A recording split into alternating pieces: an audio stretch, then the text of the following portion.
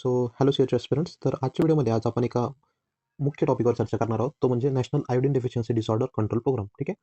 तर या प्रोग्रामवर खूप वेळा प्रश्न विचारले गेलेत आणि इम्पॉर्टंट नक्कीच हा प्रोग्राम आहे. तर त्याच्या ज्या काही महत्त्वाच्या तारखा आहेत त्याच्याबद्दल आज आपण चर्चा करणार आहोत. ठीक आहे. तर प्रथम मुद्दा, कोणताही प्रोग्राम असेल, ॲज आय टोल्ड अर्लियर, या प्रोग्रामची सुरुवात कधी झाली? त्याचं उत्तर आहे 1962. ठीक आहे. 1962 1962 साली काय झालं? नॅशनल गॉयटर कंट्रोल प्रोग्रामची सुरुवात झाली. म्हणजे त्याला मराठीमध्ये काय म्हणतात? राष्ट्रीय गलगंड नियंत्रण कार्यक्रम. हे तुम्हाला लक्षात ठेवायचं आहे. त्याची सुरुवात झाली 1962 साली. त्यानंतर त्याचं नाव बदलण्यात आलं 1992 साली. ठीक आहे.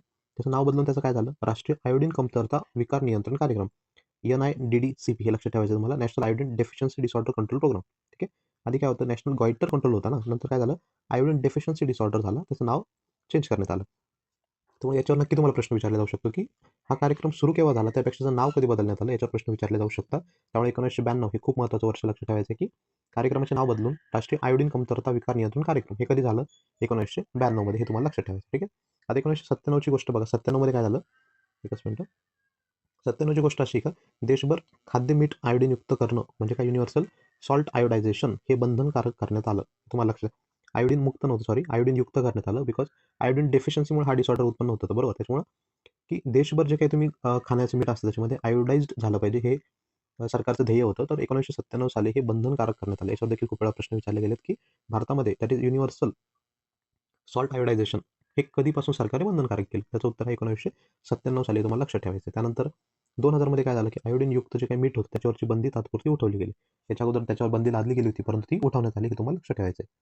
त्यानंतर काय 2005 मध्ये काय झालं? आयोडीन युक्त जे काही मीठ आहे ते पुन्हा देशभर अनिवार्य करण्यात आलं. म्हणजे ते कंपल्सरी करण्यात आलं की तुम्ही आयोडीन युक्तच मीठ खायला हवं. बिकॉज असं आढळलं गेलं होतं की भारताच्या लोकसंख्येमध्ये की लोकांमध्ये आयोडीनची डेफिशियन्सी दिसू लागली होती, जेणेकरून गॉयटर हा आजार बऱ्यापैकी वाढत होता. त्याच्यामुळे हा प्रोग्राम राबवण्याची वेळ ही सरकारवरती आली होती. तुम्हाला लक्षात ठेवायचं आहे.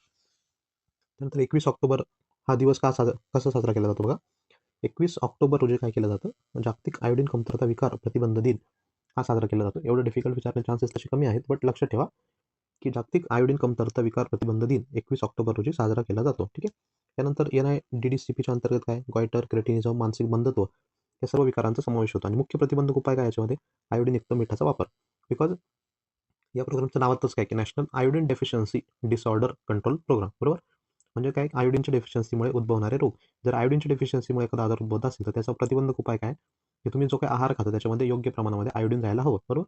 आयोडीनचा वन ऑफ द सोर्स काय होता? मीठ होतं, म्हणजे सॉल्ट होता. तर त्या सॉल्टमध्ये आयोडाईज जर असेल तर तुमच्या शरीरामध्ये आयोडीनची कमतरता उद्भवणारच नाही, हा त्याचा प्रमुख हेतू होता, हे लक्षात ठेवायचे. तर या पूर्ण प्रोग्रामचा सारांश जर बघायचा झाला तर या प्रोग्रामची सुरुवात कधी झाली? 1962 साली. त्यानंतर त्याचं नाव कधी बदलण्यात आलं? 1992 साली.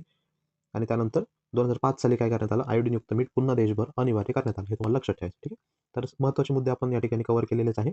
त्यानंतर 1997 देखील लक्षात ठेवा. 97 मध्ये काय झालं होतं की युनिव्हर्सल सॉल्ट आयोडायझेशन हा प्रश्न विचारला जातो. त्यानंतर कोणत्या राज्यामध्ये प्रथम झालं बंधनकारक, किंवा कोणत्या राज्यामध्ये रुग्ण आढळले, हे देखील प्रश्न विचारले जातात. पण ते बाकी नोट्सच्या फॉर्मॅटमध्ये आपण बघू. सध्या आपण डेट्स बघत आहोत, त्यामुळे हा पॉईंट या ठिकाणी आपण कव्हर केलेला आहे. ठीक आहे.